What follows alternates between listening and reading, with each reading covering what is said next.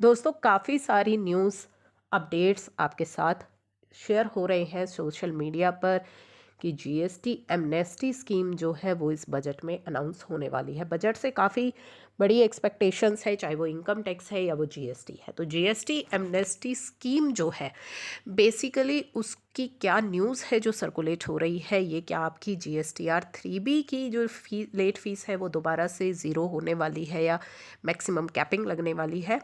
तो इस तरह का अभी कोई भी अपडेट नहीं है। ये जो एमनेस्टी स्कीम है ये आपको मिल सकती है। जो जीएसटी एमनेस्टी स्कीम की बात हो रही है बजट में, वो है amnesty scheme to settle all the procedural GST disputes.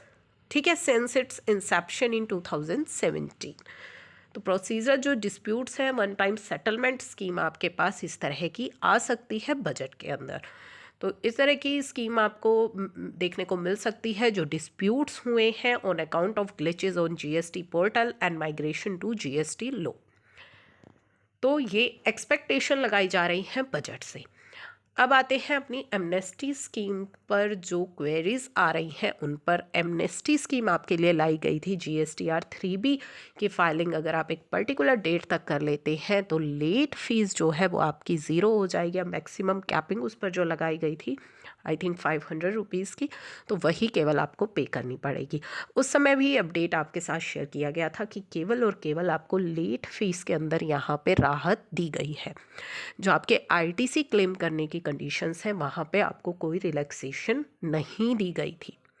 तो जिन्होंने आईटीसी क्लेम कर लिया था उनके पास अगर नोटिस आए हैं तो आपको उस समय भी हमने ये चीज़ें क्लियर की थी कि केवल लेट फीस को कैपिंग की गई है। आईटीसी आपको एज़ पर लॉ ही क्लेम करना है, यानी कि अगर आप एलिजिबल हैं तभी आपको क्लेम करना है उस आईटीसी के लिए।